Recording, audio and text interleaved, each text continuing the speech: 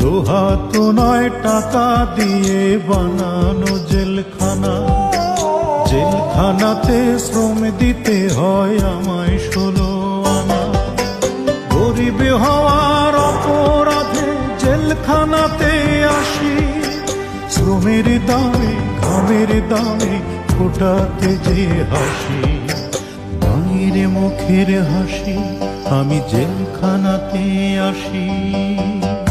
মাগো মা,